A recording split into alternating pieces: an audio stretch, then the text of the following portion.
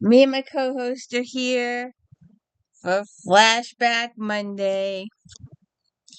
It's November 2018. Um, I wish my Romantic Times Book Review magazine still existed, but it doesn't. So anyways, welcome to the Daily Book Series. I'm Christina KRISTA. This is where I read books, talk about books, no special effects, no theme music, none of that fancy stuff going on here. So anyways, we have a few books that came out in November of 2018. December is going to be a little I think it's on the small side. And we'll see what happens here. We got this goes over here. I might read that. I haven't decided. So, I read this lady's Taurus, and it was called the Taurus Mystery Series or something like that, and it had nothing to do with Taurus. So, Kat and the members of her writers' troupe are in Outlaw, Colorado, an old West tourist town complete with inhabitants dressed up as famous figures from history. But this authentic slice of America takes a murderous turn when a college student masquerading as a 19th century schoolgirl becomes history itself. Was she the intended target, or did she take a hit meant for someone else? With the cast of suspects to choose from, including some notorious gunslingers and the sleazy town founders, Kat must unhorse the real couple before the real-life ghost is given a killer twist. Okay. And this has seen some better times. I like Miss Carlisle. We have read some of hers. A Wrench in the Works. We may eventually do this. I'm working on a construction if then. This is one of those authors that will be included in the construction. Shannon Hammer's younger sister Chloe is left Lighthouse Cove after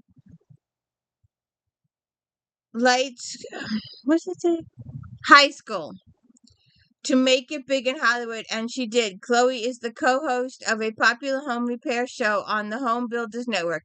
Now, after 10 years, she has returned to the quaint coastal town to film several episodes featuring her sister, Shannon, along with some special mini segments on Victorian style and design. But Shannon quickly realizes that things are not exactly blissful on set. Bree, the executive producer of the show, has a knack for stirring up sticky situations, and when she's found dead, Chloe and the entire crew are under suspicion. Shannon, her thriller writer boyfriend Mac, and their crime-solving friends unearth the real reason Chloe left home is that 10-year-old secret connected to Bree's death. And can Shannon track down the real killer before her beloved sister becomes the next victim? See what happens there. Gotta fix this. Mary Higgins Clark. You don't own me. Own me. That's a song. I swear that was a song. Lori Moran recently became engaged to the show's former host, Alex Buckley, and since then the two have been happily planning a summer wedding and preparing for their new life together. But then Lori is approached by Robert and Cynthia Bell, parents of Dr. Martin Bell, a famously charming and talented physician who was shot dead as he pulled into the driveway of his Greenwich Village carriage house 5 years ago. The Bells are sure that Martin's disgraced and erratic wife, Kendra, carried out the murder. Determined to prove Kendra's guilt and win custody over their grandchildren, they plead with Lori to feature their son's case on Under Suspicion, assuming that Kendra is willing to cooperate. Kendra has lived under a blanket of suspicion since Martin's death, and Lori's show is a chance for her to clear her name. But unknowns to the Bells, Kendra has already refused once before to go forward with a reinvestigation of her husband's murder, and her statements to the contrary only add to the appearance of guilt. Once Lori dives into the case, she learns that Martin wasn't the picture-perfect husband, father, and doctor he appeared to be, and was carrying secrets of his own.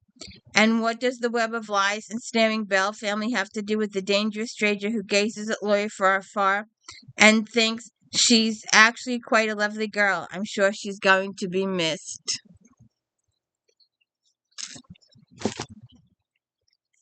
and being November, we would not be November without Christmas. And I'm slowly, microscopically collecting these. Slowly. The wilts and the other one. Formerly a river urchin living on the banks of Thames, 9-year-old Worm has never experienced a family Christmas. But thanks to a job at Hester Monk's clinic on Port Pool Lane, he's found makeshift family in the kindly Clendine Burrows and curmudgeonly old bookkeeper Squeaky Robinson. Yes, ma'am. When Worm witnesses the abduction of a beautiful woman by a pair of ruffians just days before Christmas, he frantically turns to Squeaky for help. A one-time brothel owner, Squeaky knows the perils of interfering in nasty business, but he can't seem to bear to disappoint Worm or leave the boy to attempt to rescue on his own. What neither of the would-be saviors expect, however, is the damsel in distress already has her own dilemma well in hand and is taking steps to bring her captors to justice for crimes far worse than kidnapping.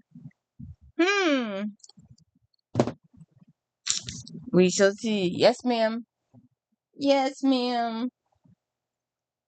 Yes. Yes. She's a good girl.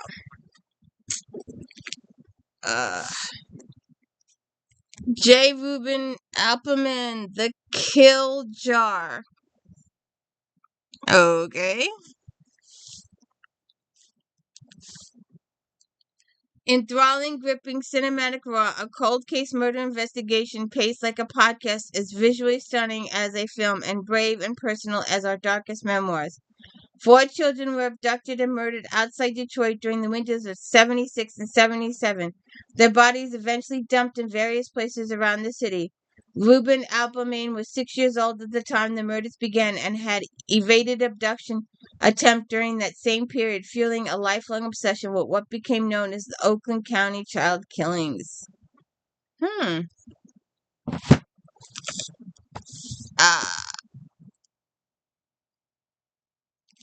a second.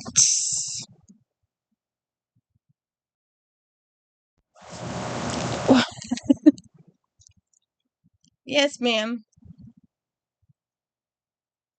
What?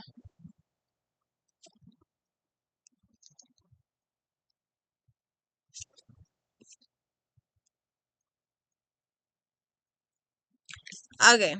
Laurie Foster. Driven to distraction. Hey, he's got clothes on. Mary Daniels doesn't let anything get in the way of her job acquiring rare artifacts for her wealthy boss. But this particular obstacle, huge, hard-muscled, unshamingly masculine, is impossible to ignore. Stuck in a cramped car with Brody crew for hours en route to their new assignment, Mary feels her carefully crafted persona and her trademark self-control is slipping, and she won't allow it. Brody can't imagine what secret Mary's past has left her so buttoned up, though he's dearly in love to find out. Maybe then she trusts him enough to explore their explosive chemistry. This man's been around forever. BALDACCI! Long Road to Mercy. Let's see. It seared into Adeline Pine's memory the kidnapper's chilling rhyme as he chose between 6-year-old Atlee and her twin sister Mercy.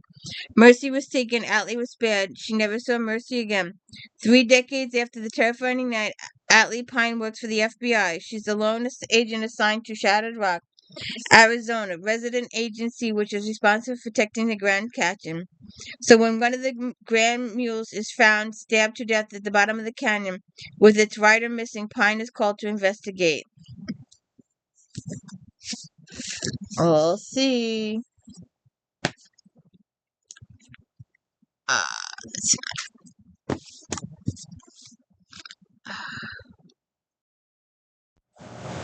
It's a coloring book.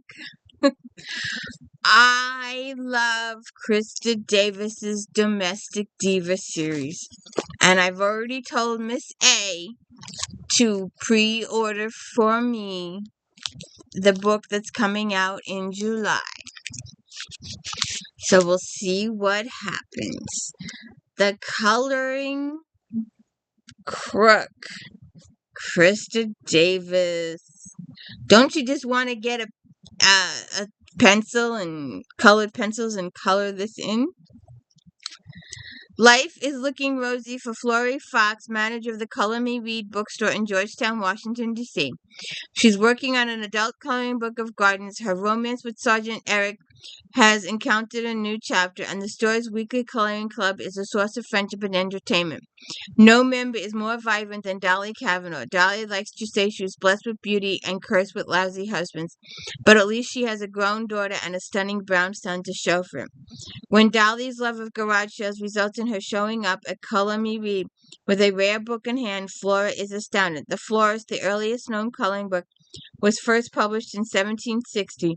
An original copy would be worth a fortune, and someone else knows it. The same evening, Florrie finds Dolly dead on the floor of her apartment, clutching the book, or a page out of the book, should I say. And the book is missing. Sounds interesting.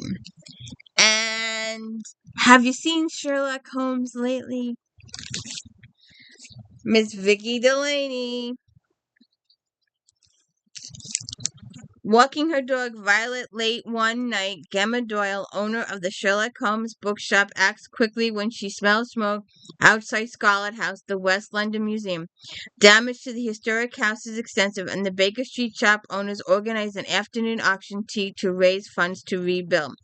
Excitement fills the air, along with the aroma of Jane Wilson's delightful scones in Mrs. Hudson's tea room. But before the gavel can fall, museum board chair Kathy Lamb is found dead in the back room with a long rope of decorated knotted teacups wrapped tightly around her neck. The suspect list is long, and the case is far from elementary. Gemma has no intention of getting involved in the investigation, but when fellow shopkeeper Maureen finds herself the prime suspect, she begs Gemma for help. Detective Ryan Ashburn knows Gemma's methods, and he isn't happy when she gets entangled in another mystery. But her clues will prove invaluable, as always. As always. Miss Tasha Alexander. Uneasy lies the crown. On her deathbed, Queen Victoria asked to speak privately with trusted agent of the crown, Colin Hargraves, and slips him a letter with one last command: one and no more dare to know. This year is 1901, and the death of Britain's longest reigning monarch has sent the entire British Empire into mourning. But for Lady Emily and her dashing husband Colin, the grieving is cut short as another death takes center stage. A body has been found in the Tower of London, posed to look like the murdered medieval King Henry VI, when a second dead man turns up in London's exclusive Berkeley Square. His mutilated remains staged to evoke the violent demise of Edward II. It becomes evident that the mastermind behind the crimes plans to strike again.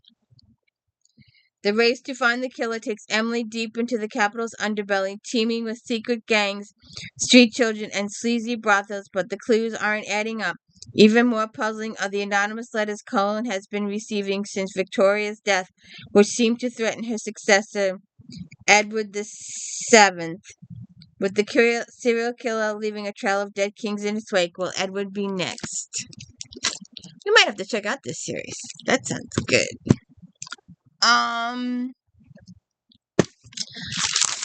Would you care for some tea? Should I get out my teacups? My grandma's teacups. Laura Child's Glitter Bomb.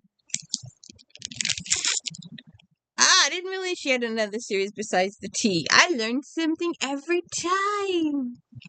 Scrapbook shop owner Camilla Bertrand is excited for Mardi Gras in New Orleans to officially commence with the marching of the Perilous Parade. But what could be better than a week full of beignets, beads, and hopefully some quality time with her boyfriend, Detective Edgar Babcock? Not even spotting her ex-husband Seamus and his crew heading up the parade on the gigantic King Neptune float can burst Carmela's bubble. But the rivalry suddenly turns to disaster when Seamus' float crashes and explodes, shocking spectators and marchers alike. When the smoke clears, the CEO of local hedge fund Hughes Wilder is found dead, and the wreck seems less like an accident and more like a murder. Seamus begs Carmela to investigate after his bad investment in Wilder's fund comes out, marking him as a key suspect. Knitting! If you haven't seen my knitting cozy if then, please check out my knitting cozy if then. With her sly manner and baggy jeans, Rose Chopper becomes an unlikely superhero the night she stumbles into Izzy Perry's shop and inadvertently saves a shipment of yarn from water damage. When the seaside knitters help the enigmatic Candy Woman settle into town and find work at a popular real estate company, Rose proves she can fix just about anything until a potential home buyer is killed and she becomes entangled in murder. The moment controversial entrepreneur Spencer Paxton is found dead in a pricey Oceanside house, accusations fly at the last person on the property, Rose. But the seaside knitters have their doubts. After all, Spencer's political aspirations, as well as his company's plans to pave over Sea Harbor's historic art district with luxury apartments, earned him some very real enemies. Now Izzy, Birdie, Nell, and Cass must swap knitting for sleuthing as they struggle to move the needle on a twisted homicide case causing turmoil in the town. Now,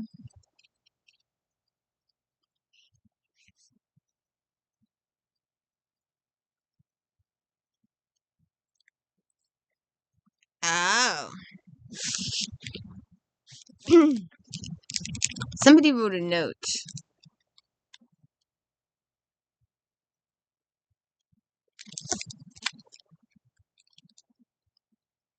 I had to check it out.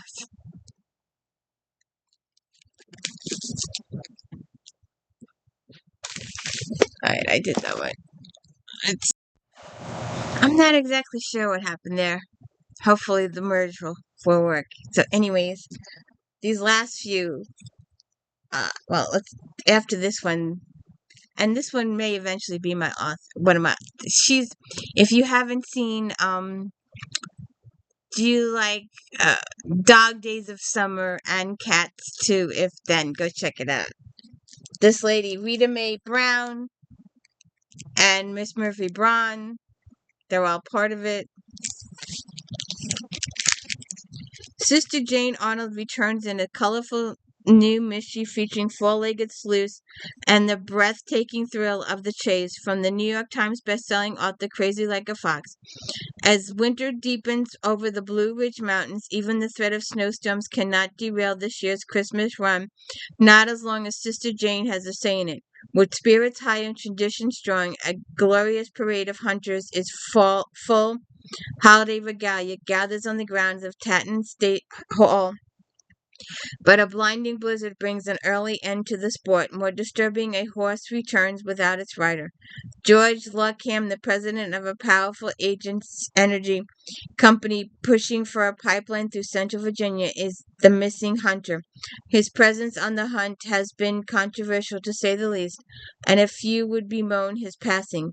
A search is organized for what is presumed to be a dead, frozen body. What is discovered, however, chills everyone to the bone and points towards murder. With more than a few options offered by hunters, hounds, and foxes, Sister Jane sets out to track down a killer and untangle a mystery packed as hard as snow, full of secrets, old wounds, and advice. Huh! I did not know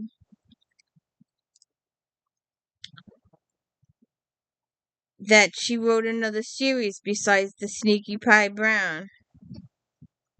Huh! Yeah, if you wanted to know. If you wanted the list. And I'm positive this list here is much longer today.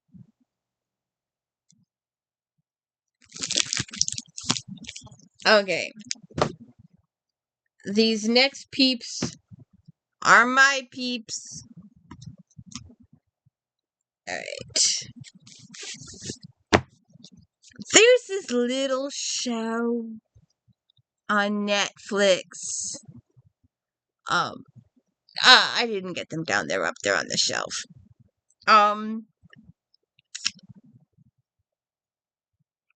There's this little show on Netflix. Just a little show. And, the first 2 seasons, it followed the book, sorta, kinda. Seasons 4, 5, especially 5, have just gone off the rails.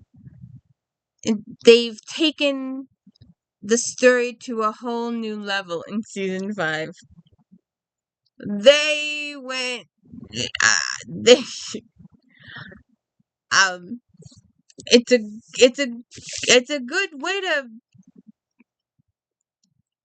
if you're a hardcore fan and you want to live and die by the books, then season 5 is probably not for you. If you're open to change,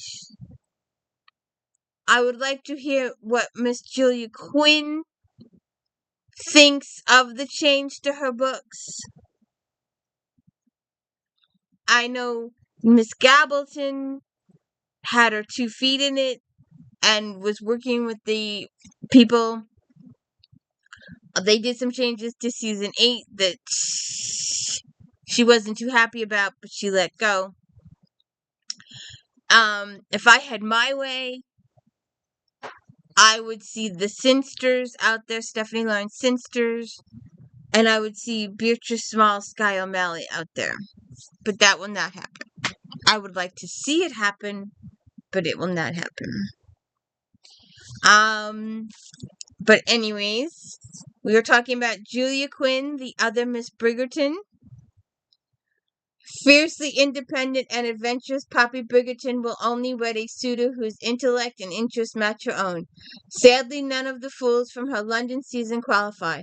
While visiting a friend on the Dorset coast, Poppy is pleasantly discovered a smuggler's hideaway and tucked inside a cave, but her delight turns to dismay when 2 pirates kidnap her and take her aboard a ship, leaving her bound and gagged on the captain's bed.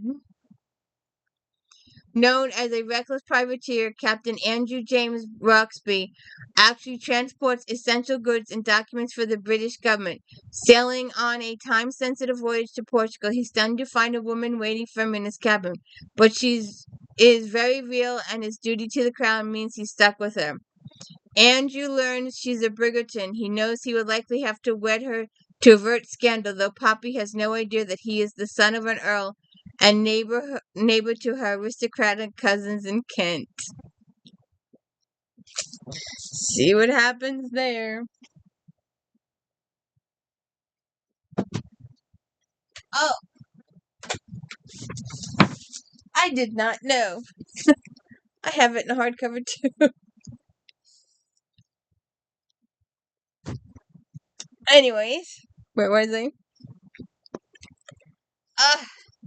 I love Miss Alexander. The Lady Traveler's Guide, Deception with an Unlikely Earl. Harry Armstrong has spent years in Egypt recovering relics and disregarding rules. Now he's back in England with a new title, the Earl of Brenton, to pen his exploits, but his efforts are overshadowed by London's favorite writer about Egypt, a woman they call the Queen of the Desert, of all things. Worse, her stories are complete rubbish. Miss Sydney Honeywell didn't set out to deceive anyone. It's not her fault readers assumed her tales of the lady adventure in Egypt were real. And the Earl challenges her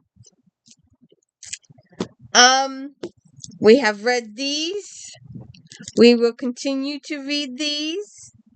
And, we did a new one this year already for, Prudence and Joffrey. If you have not seen all my videos for these books, please go watch all the videos for these books. I love these. Let the Dead Speak Their Secrets. Rosemary Simpson. Childbirth can be dangerous even for the wealthy, so when opera singer Claire Buchanan shows Prudence and Joffrey the postmortem cabinet photograph of her deceased twin sister and newborn niece, they express sadness but not surprise. The popular black-bordered portraits are the era's way of coping with the devastating losses that plague every family. What makes this death different is that Claire is convinced Catherine and her child were murdered. Prudence's friend is haunted by a sense of her sister's lingering presence and by the conviction that her dead twin is demanding justice. Catherine's widower, Aaron Sorensen, is a cold, controlling man who swiftly remarried. Now his second wife is already pregnant and may be in terrible danger. I remember that one. And have you seen me and Alex lately? There's over 30 videos of me and Alex, so please go check out all of those. We did them all in order. When the new one, is the new one out yet? I think the new one's out. I'll have to double check. We'll do that one too. Oh, it's another, I think it's another Samson one. I'm not sure. But anyways, we're going to target Alex Cross in this. And it's also a series on Amazon, although I haven't seen it yet. Target head of state. A leader has fallen and the procession is en route from Capitol Hill to the White House is lined with hundreds of thousands of mourners. No one feels the loss of a president more keenly than Alex Cross, who has devoted his life to public good. A sniper's bullet strikes a target deep in the heart of D.C. Cross's wife, Bree Stone, newly elevated to chief of police, faces an ultimatum. Solve the case or lose the position she's worked her entire life, her career for. The Secret Service, the FBI deploy as well in a race to find the shooter. Cross is tasked by the new president with taking a personal role with the FBI, leading an investigation unprecedented in scale and scope. Go check out my video.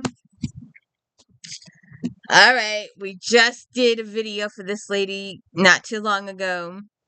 And most of them are up on the shelves there. And I actually just bought a couple.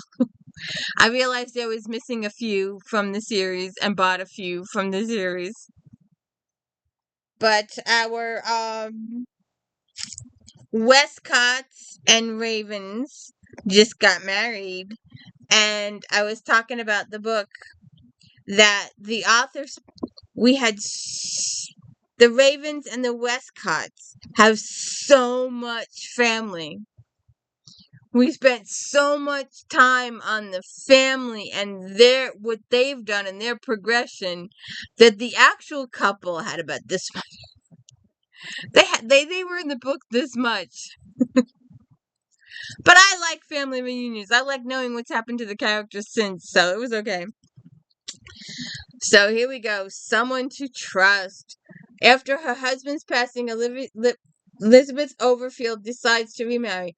She meets Colin Hendrick, Lord Hodges, at a Christmas party, but a relationship between them is impossible, for she is 9 years older than he is. Still, she enjoys spending time with him, which culminates in the two sharing an unexpected kiss. Upon returning to London, they intend to find more suitable matches, but agree to share a waltz at each ball they attend. However, each dance steadily ensnares them into a romance that forces the two to question what they are willing to sacrifice for love.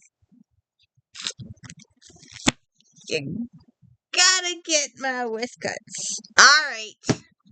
If you haven't read this lady, you have to read this lady. And we are anxiously awaiting November to come for the next book. Because last year she did her other series and we were all pissed. Pissed! And if you haven't seen my pissed 2 videos, please go watch those. The Recovery Agent and the Kingdom something. I don't remember. I just remember I don't like them. And it was odd because she left Miss Stephanie on an itsy bitsy teensy weensy cliffhanger. Very, very small. And her readers were pissed off at two things. First of all, the big event happened offstage. When you've been waiting for the big event for 30 books, you would like to be included in the big event. Now, maybe we'll get a flashback in chapter 1 of the next book. We haven't seen the previews yet. They haven't come out yet. So we may get a flashback. But the readers were massively ticked off that we didn't get to witness the event, the actual event. We are told about it after it happened. It's one of those things, one of my authors calls it on stage. If you were present for the event, we got to see the event, then that was on stage. But when you're told about it after the fact, that's off stage. And this was definitely off stage. So the readers were 100% ticked off that they didn't get to see the actual event. That was the first thing. There's always that one person that cannot say anything. There's always you always have your negative peeps. There's always somebody negative at them. And then you've got someone that, regardless of what the book was, it was the best thing in the world to them. Then you have us people in the middle who speak the truth. It was a good book, but we were highly, highly annoyed that we did not get to see the actual event. Then we end on a slightly insequential cliffhanger. Just very, very slight. Very insequential. Innuendo situation.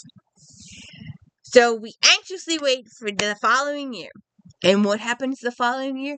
She puts out book 2 of her recovery agent thing. I don't know if you noticed or not, but every single posting about book recovery agent, every single one went, so when's the next Stephanie coming out? I mean, this is good, but when's the next Stephanie coming out? So, it's coming out. Oh, I forget what the title is.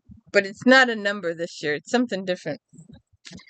But, so anyways, back in 2018, it was Look Alive 25.